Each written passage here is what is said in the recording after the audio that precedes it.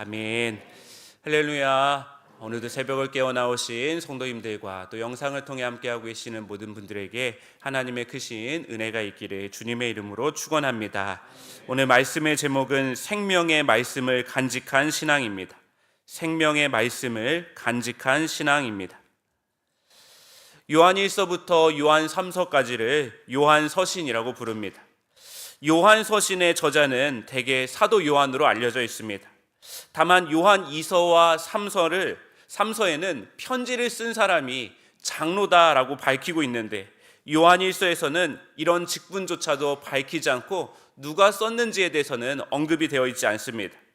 다만 요한복음에서 사도 요한이 예수님을 나는 생명의 떡이다, 나는 세상의 빛이다 등 나는 뭐뭐이다 라고 하는 형식으로 소개하고 있는 것처럼 요한 1서도 하나님은 빛이시다, 하나님은 의로우시다, 하나님은 사랑이시다 라고 하는 비슷한 형식을 가지고 소개하고 있기 때문에 요한 1서의 저자 역시 사도 요한으로 보는 것이 큰 어려움이 없다고 말합니다.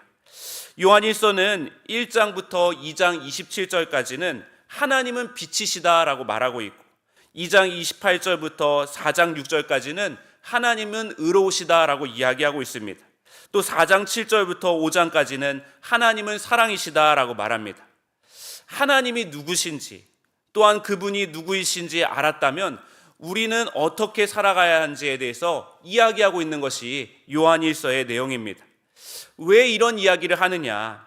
요한일서가 쓰여진 시기는 주후 90년경에서 100년경으로 추정을 하는데 이 시기는 기독교와 유대교가 본격적으로 갈라지고 나누어지고 본격적으로 기독교의 교리가 세워졌던 시기입니다.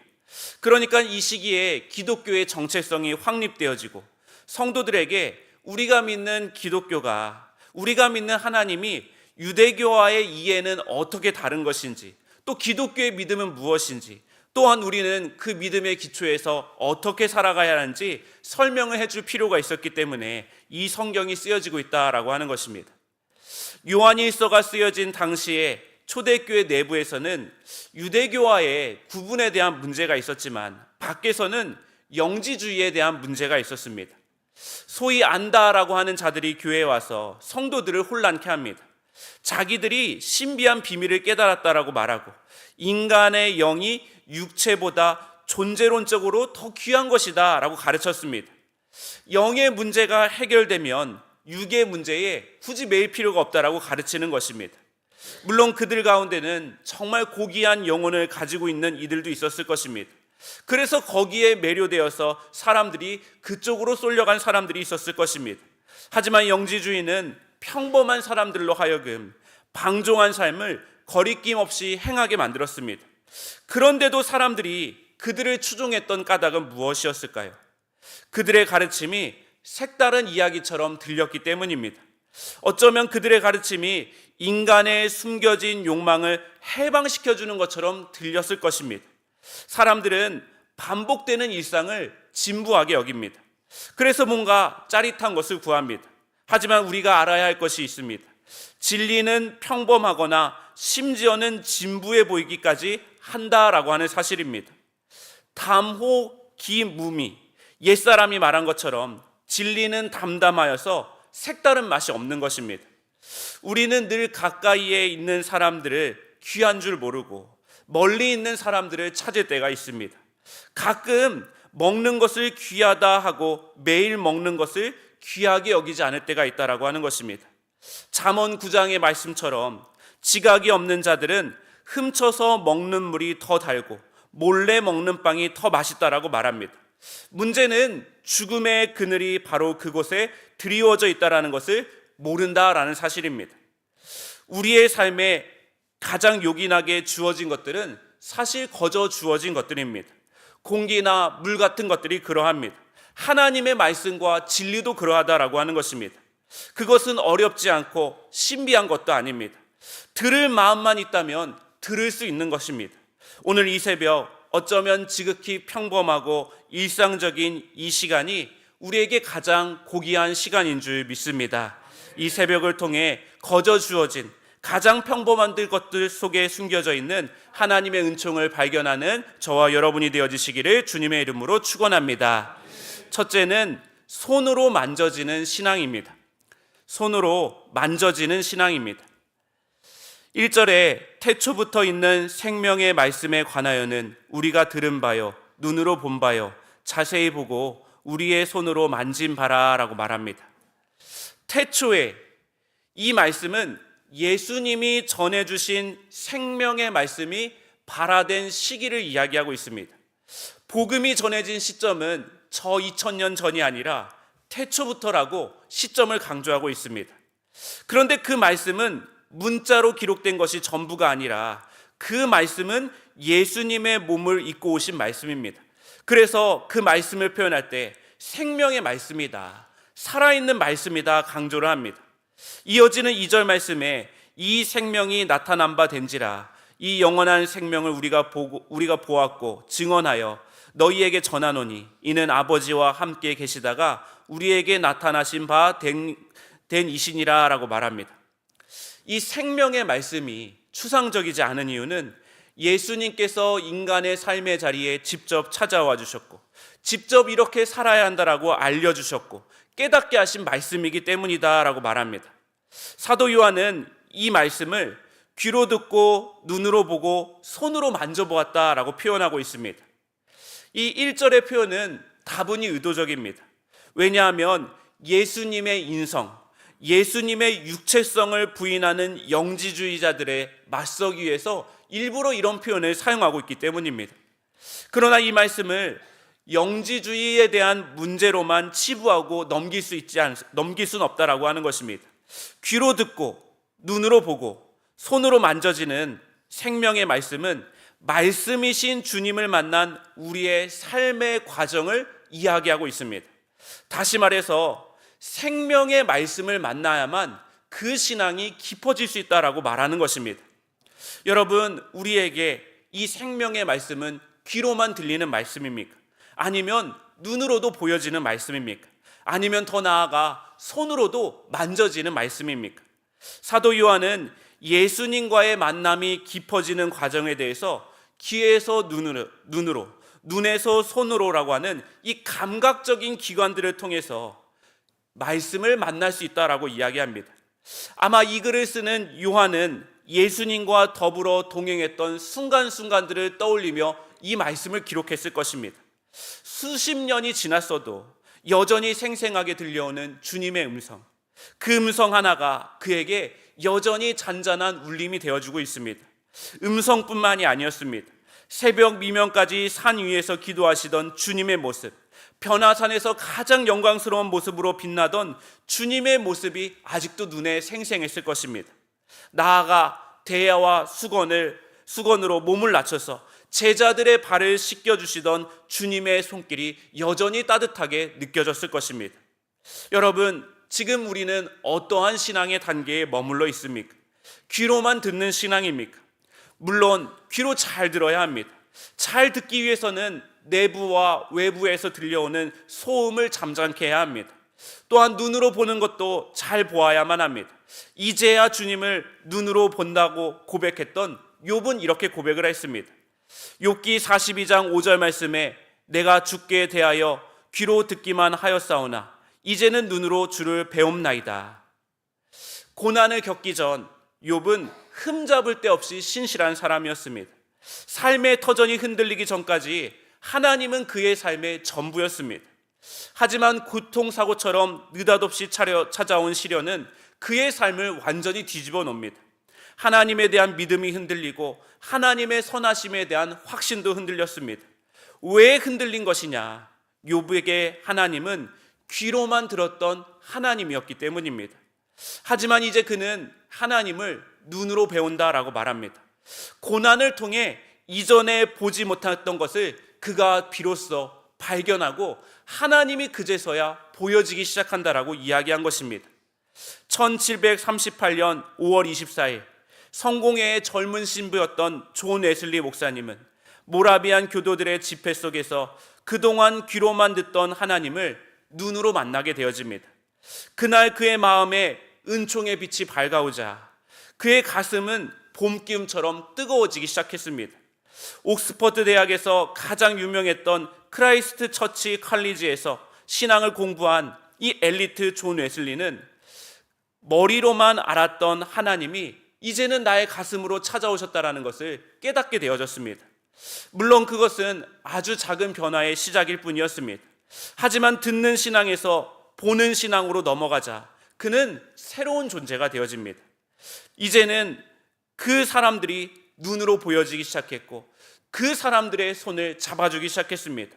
그래서 진심으로 사람들에게 다가가고 삶의 가장자리에서 내몰려친 그 사람들을 정말 내 몸과 같이 사랑하게 되어졌습니다. 그래서 올더스 게이트 체험은 시작이 되어 그가 눈으로 본 신앙에서 손으로 이어지는 신앙까지 그의 삶을 변화시켰다라고 하는 것입니다. 사랑하는 성도 여러분, 하나님을 귀로 듣고 알아가는 이들이 제법 많이 있습니다. 하지만 하나님을 보는 이들이 희미해지고 있습니다. 하나님을 본다 하지만 하나님을 손으로 만지는 이들은 더욱더 희박해지고 있습니다. 하나님을 손으로 만진다라는 것은 무엇을 뜻합니까? 주님의 손길이 머문 곳에 나도 손길을 옮기는 것입니다. 주의 손에 나의 손을 포개는 일입니다. 사랑에 무능한 사람이 되지 마십시오. 친절한 사람이 되십시오. 돌봄이 필요한 사람들에게 다가가십시오. 안일한 신앙에서 벗어나서 삶으로 말씀을 구현하는 참 신앙인이 되어주십시오. 오늘 저와 여러분이 서 있는 그 자리야말로 하나님의 손길이 머무는 땅임을 잊지 마십시오. 오늘 우리의 신앙이 손으로 만져지는 깊어지는 신앙이 되어지시기를 주님의 이름으로 간절히 축원합니다. 둘째로 사귐으로 깊어지는 신앙입니다. 사귐으로 깊어지는 신앙. 3절 말씀에 우리가 보고 들은 바를 너희에게도 전함은 너희로 우리와 사귐이 있게 하려 함이니 우리의 사귐은 아버지와 그의 아들 예수 그리스도와 더불어 누림이라. 우리가 보고 들은 것은 반드시 누군가에게 전해진다라고 말합니다. 사도행전에서 베드로 사도가 우리가 보고 들은 것을 말하지 않을 수 없다라고 말한 것처럼 생명의 말씀은 살아있기 때문에 나라고 하는 한계에 갇혀있지 않고 반드시 한계를 넘어 전파되게 된다라고 말하고 있습니다. 그 생명의 말씀이 전파될 때 놀랍게도 그 말씀은 누군가와 나의 사이를 이어주어서 공동체를 만들게 되어집니다.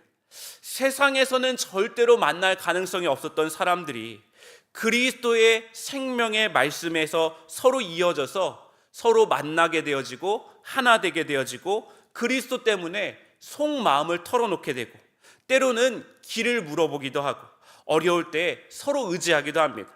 사도 요한은 이렇게 생명의 말씀이 우리 안에서 일하시는 방식을 두고 사귐이다라는 단어로 표현을 하고 있습니다.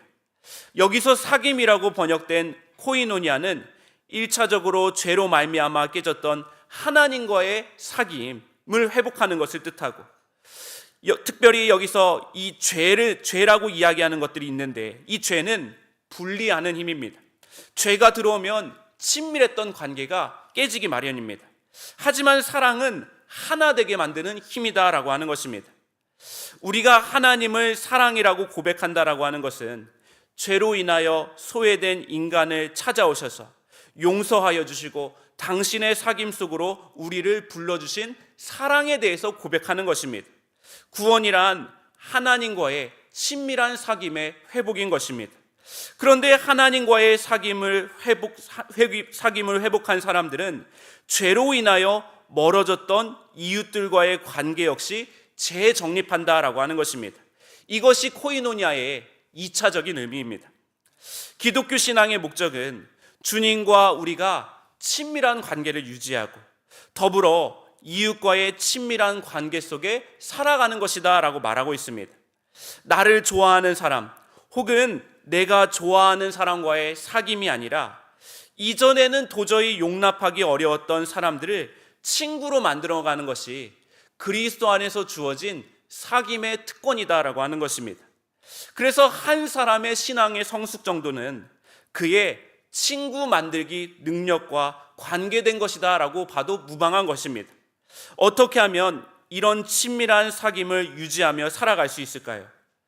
돈과 권력을 매개로 한 사귐은 돈과 권력이 사라지는 순간 깨지기 마련입니다. 사상이나 이데올로기를 매개로 한 만남도 서로의 차이를 발견하는 순간 깨지기 마련입니다.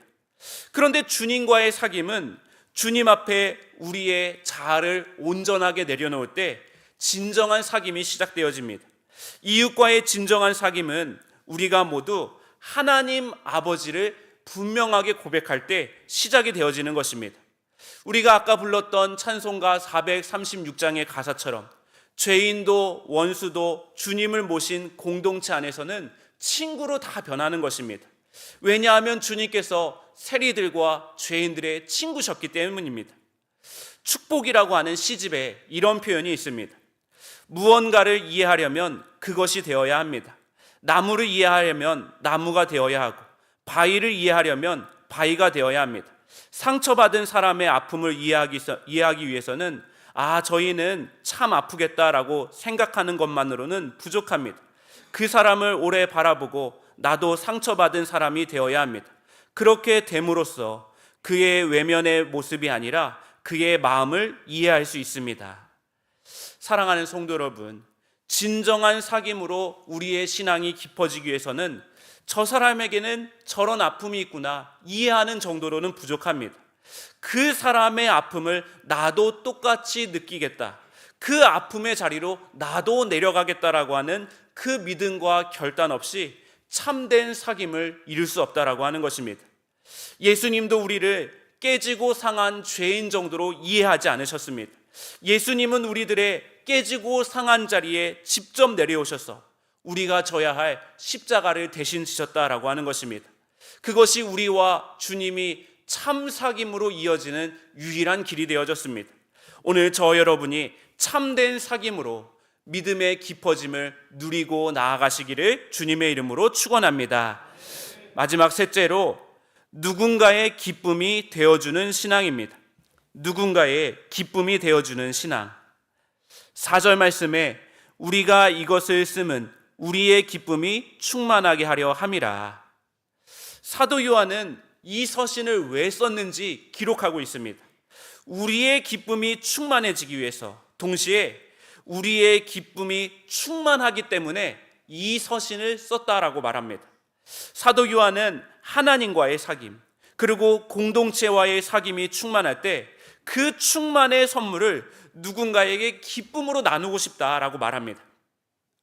행복과 기쁨은 항상 누군가가 내 곁에 있을 때 거기서 함께 올 때의 기쁨이 오는 것입니다. 누군가가 내 곁에 있다는 사실만큼 우리의 마음을 든든하게 해주는 것만큼 없습니다. 우리는 잊지 말아야 합니다. 너가 있기 때문에 내가 있는 것이다. 장 바니에라고 하는 사람의 공동체와 성장이라고 하는 책에서는 이런 말이 등장합니다. 공동체란 모든 사람이 자기 중심이라는 그늘에서 빠져나와 참된 사랑의 빅속으로 들어가는 장소이다. 사랑은 점차 투신으로 화하는 타인과의 친화력이요, 계약, 즉 서로가 서로에게 귀속되어 있음을 승인하는 인준이다. 사랑은 다른 사람의 말에 귀를 기울이고 그들에게 관심을 가지며 그들의 감정을 함께 느낀다. 사랑은 그들의 요구와 가장 절실한 필요에 응답하는 것이다. 사랑은 그들과 함께 느끼고 괴로워해 주는 것이다 라고 말합니다. 교회는 사람들이 자기 중심의 그늘에서 빠져나와서 참된 사랑의 빛 속으로 들어가는 하나님의 특권의 장소라고 이야기합니다. 또한 교회는 서로가 서로에게 귀속되어 있음을 승인하는 곳이고 다른 이들의 필요에 응답하는 곳이 되어야 한다라고 말합니다. 다시 말해서 내 옆에 있는 이들에게 기쁨의 댁이 되어주기 위해서 끊임없이 자기를 내어줄 때에 우리는 교회 공동체 안에서 신앙생활하는 놀라운 특권을 풍성하게 누릴 수 있다라고 하는 것입니다. 사랑하는 성도 여러분, 깊어지는 신앙의 가장 큰 특권은 나를 누군가를 위한 선물로 내어줄 때 주님이 우리에게 주시는 기쁨이다라고 하는 것입니다. 초는 자기를 태워서 빛을 냅니다. 소금은 자기를 녹여서 음식의 맛을 냅니다. 오늘 저 여러분이 자기를 내어주어서 누군가의 기쁨이 되어주는 신앙, 사귐과 누림의 신앙으로 나아가시기를 주님의 이름으로 간절히 축원합니다. 기도하시겠습니다. 하나님, 지금 이 세상은 이리와 어린 양이 함께 눕고 피범이 어린 염소와 함께 누우며 송아지와 어린 사자가 함께 어울리는 세상을 꿈꾸었던 이사야의 꿈과 정반대로 가고 있습니다. 해함과 상함이 일상이 되어지고 미움과 혐오를 확대 재생산하는 이들이 힘을 갖는 세상입니다. 나라는 안락한 삶을 위해 너를 경계선 밖으로 쫓아내는 이 세상에 평화가 사라지고 있음을 보게 되어집니다. 자비로우신 주님, 너가 있어 내가 있다는 사실이 감사가 되게 하여 주시고 당신이 있어서 참 다행이라는 사실이 우리의 신앙에 기쁨이 되게 하여 주시옵소서. 우리의 신앙이 우리의 귀와 눈을 넘어서서 손으로 만져지는 신앙이 되어지기를 원합니다. 오늘 쓰러진 자의 손을 잡아주고 오늘 내 곁에 있는 자들을 손과 발로 섬기며 나아갈 때 세상이 줄 수 없는 기쁨이 충만해지게 하여 주시옵소서. 이 시간 그 마음으로 하나님 앞에 물질을 구별하여 올려드린 귀한 손길들이 있습니다. 이 예물에 담겨있는 중심과 정성을 받아주시사 기도의 제목마다 주의 응답과 풍성한 은혜가 임하게 하여 주시옵소서. 우리 주 예수 그리스도의 이름으로 기도하옵나이다. 아멘.